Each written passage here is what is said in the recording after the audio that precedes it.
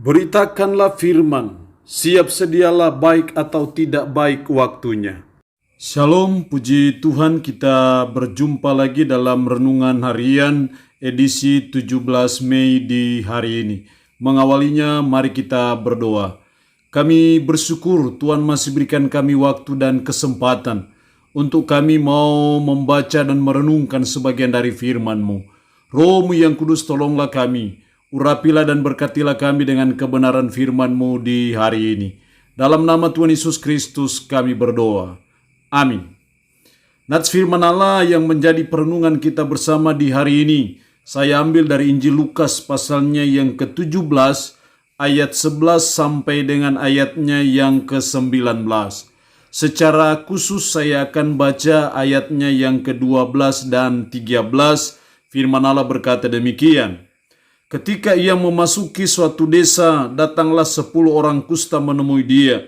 Mereka tinggal berdiri agak jauh dan berteriak, "Yesus, Guru, kasihanilah kami." Demikian sabda firman Allah di hari ini yang mengajar kita mengenai mengalami pertolongan Tuhan dalam hidup kita. Saya percaya kita rindu dan kita mau mengalami pertolongan Tuhan dalam hidup kita. Mungkin pertolongan Tuhan terhadap masalah yang kita alami, pertolongan Tuhan terhadap pergumulan hidup yang kita alami, pertolongan Tuhan terhadap tantangan hidup yang kita hadapi, mengalami pertolongan Tuhan terhadap sakit penyakit yang kita derita. Saya percaya kita semua menginginkan dan merindukan itu. Karena itu kebenaran firman Allah di hari ini mengajar kita bagaimana supaya kita mengalami pertolongan Tuhan dalam hidup kita. Bagaimana supaya intervensi ilahi berlaku bagi saudara dan saya. Kita belajar dari ke-10 orang kusta yang mengalami pertolongan Tuhan sehingga mereka disembuhkan oleh Tuhan. Apa yang mereka buat? Apa yang dituntut Tuhan dari saudara dan saya supaya kita mengalami pertolongan Tuhan dalam hidup kita? Yang pertama kita perhatikan dalam ayatnya yang ke-12 dan 13 tadi. Ketika ia memasuki suatu desa, datanglah 10 orang kusta menemui dia. Mereka tinggal berdiri agak jauh dan berteriak, "Yesus, Guru, kasihanilah kami." Mereka berteriak, "Yesus, Guru, kasihanilah kami." Langkah ini yang penting dalam hidup kita sebagai umat, sebagai orang percaya, belajar dari ke-10 orang kusta yang mengalami pertolongan Tuhan dalam hidup mereka karena mereka datang kepada Yesus. Mereka berteriak, "Yesus, Guru, kasihanilah kami." Inilah hal yang pertama supaya saudara dan saya juga mengalami pertolongan Tuhan seperti yang dialami oleh ke-10 orang kusta. Kita harus datang kepada Yesus.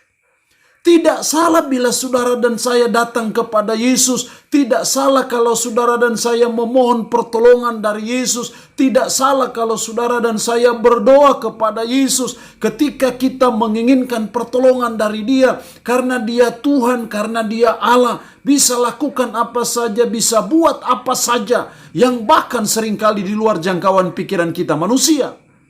Karena itu ketika saudara dan saya datang kepada Yesus dalam doa, itu sesuatu yang tepat sekali untuk saudara dan saya bisa mengalami pertolongan Tuhan dalam hidup kita. Itu berarti bahwa kalau kita mau mengalami pertolongan Tuhan dalam keluarga kita, pekerjaan kita, usaha kita, bisnis kita, pelayanan kita, ataupun situasi sulit yang kita alami, penyakit yang menggerogoti hidup kita, jangan kita datang kepada orang pintar. Jangan lari kepada para dukun.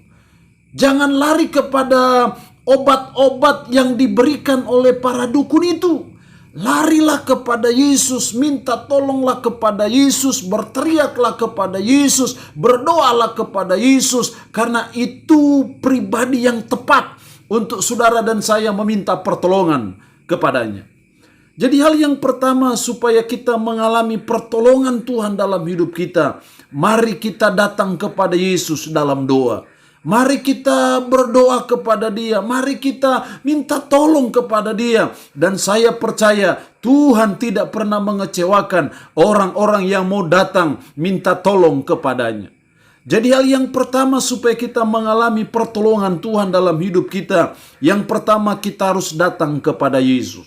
Yang kedua, dalam ayatnya yang ke-14, lalu Ia memandang mereka dan berkata, "Pergilah, perlihatkanlah dirimu kepada imam-imam." Dan sementara mereka di tengah jalan, mereka menjadi tahir. Pergilah, perlihatkanlah dirimu kepada imam-imam. Apa yang diperintahkan Yesus, pergilah, dan mereka mentaati apa yang diperintahkan Yesus bagi mereka. Disitulah kita melihat bahwa hal yang kedua, supaya kita mengalami pertolongan Tuhan, kita dituntut ketaatan dari Yesus. Yesus mau kita jadi pribadi-pribadi yang taat kepada perintahnya, kepada apa yang Dia sampaikan. Kita belajar untuk mentaatinya. Ke-10 orang kusta, Yesus menyuruh mereka, "Pergilah, perlihatkanlah dirimu kepada imam-imam." Sebenarnya sangat sulit.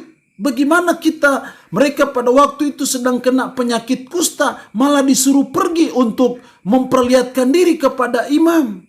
Rasanya tidak masuk akal. Bagaimana bisa sembuh? Bagaimana bisa mengalami pertolongan Tuhan dengan cara seperti itu?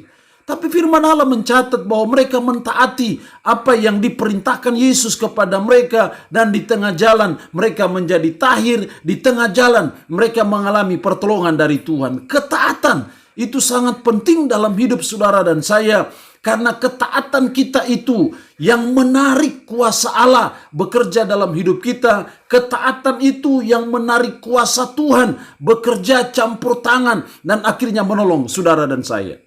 Karena itu apapun kita, siapapun kita, mari kita terus belajar menjadi orang yang taat kepada perintah Yesus. Kita belajar menjadi pribadi-pribadi yang melakukan apa yang diperintahkan Kristus, apa yang diperintahkan firman Allah kepada kita. Kita belajar mentaatinya, kita belajar melakukannya, kita belajar menerapkannya. Maka saya percaya kita akan terus dan senantiasa mengalami pertolongan Tuhan dalam hidup kita. Yang ketiga, yang Tuhan tuntut dari saudara dan saya, supaya kita mengalami pertolongan dari Tuhan. Ayat 19, lalu Ia berkata kepada orang itu, "Berdirilah dan pergilah, imanmu telah menyelamatkan engkau." Imanmu telah menyelamatkan engkau. Imanmu telah menyembuhkan engkau. Imanmu telah mendatangkan kuasa Tuhan untuk menolong orang-orang yang sakit kusta pada waktu itu. Di sini kita melihat hal yang ketiga, supaya kita mengalami pertolongan Tuhan dalam hidup kita. Kita harus beriman. Kita harus punya iman. Iman bahwa Yesus sanggup menolong kita. Kita harus punya iman bahwa Yesus sanggup menyembuhkan kita. Kita harus punya iman bahwa Yesus sanggup memberi jalan keluar bagi setiap pergumulan kita. Kita harus punya iman bahwa Yesus sanggup memampukan saya, sanggup menolong saya menghadapi masa yang sukar dan sulit dalam hidup saya. Jadi ketika 10 orang kusta tadi sudah disembuhkan Tuhan, ada satu yang datang kepada Yesus dan Yesus berkata, "Imanmu telah menyelamatkan engkau. Imanmu telah mendatangkan pertolongan Tuhan bagi kamu." Jadi ketika saudara dan saya sedang membutuhkan pertolongan Tuhan dalam hidup kita, karena keluarga kita, karena pekerjaan kita, karena usaha kita, karena bisnis kita, karena pelayanan kita, ataupun karena sakit yang kita derita, kita harus beriman kepada Yesus. Kita harus percaya bahwa hanya Yesus yang sanggup menolong saya. Hanya Yesus yang sanggup memberi jalan keluar kepada pergumulan saya. Hanya Yesus yang sanggup menyembuhkan saya. Iman seperti ini dibutuhkan dalam hidup saudara dan saya, supaya kita mengalami pertolongan Tuhan dalam hidup kita. Setelah kita mengalami pertolongan Tuhan dalam hidup kita, Tuhan beri jalan keluar bagi masalah, Tuhan menyembuhkan kita dari sakit yang diderita. Apa yang Yesus tuntut dari kita?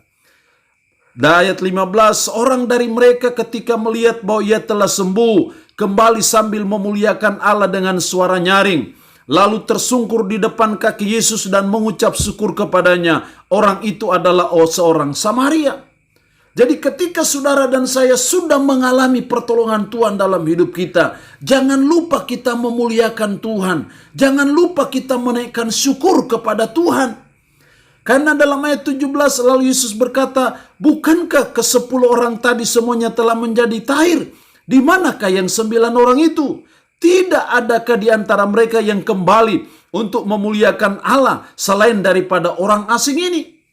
Itu artinya bahwa setelah Tuhan tolong kita bangkitkan bisnis kita, setelah Tuhan tolong sembuhkan kita, setelah Tuhan tolong memulihkan keluarga kita, setelah Tuhan tolong memberi jalan keluar bagi pergumulan kita, jangan lupa kita harus datang kepada Yesus, memuliakan Yesus dengan cara menaikkan syukur kepada Dia.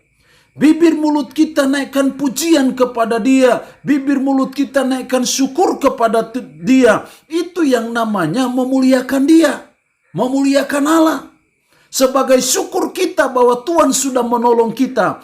Jangan sampai kita lupakan Tuhan. Jangan sampai kita lupa pribadi yang sudah menolong kita. Namanya Yesus Kristus. Allah yang sudah menolong Anda, menyembuhkan Anda, ataupun berbuat apa saja dalam hidup Anda. Jangan lupa kita datang memuliakan Tuhan dengan cara menaikkan syukur kita kepada Tuhan. Allah yang mempunyai firman ini memberkati kita dengan firman-Nya di hari ini. Amin.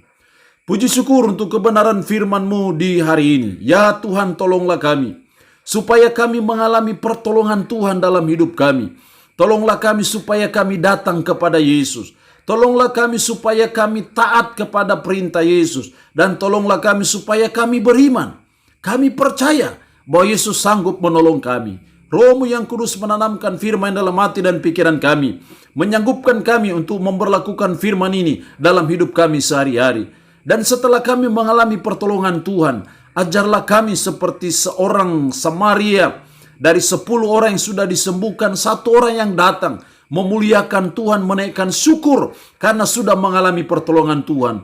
Biarlah kami tidak melupakan Tuhan ketika kami sudah mengalami pertolongan Tuhan dalam hidup kami, dengan cara kami memuliakan Tuhan melalui syukur kami kepada Tuhan. Biarlah Roh-Mu yang kudus meteraikan firman ini dalam hati dan pikiran kami. Terpuji-pujilah nama-Mu Tuhan. Dalam nama Tuhan Yesus Kristus kami berdoa. Amin. Shalom, sampai berjumpa lagi dalam renungan harian edisi berikutnya.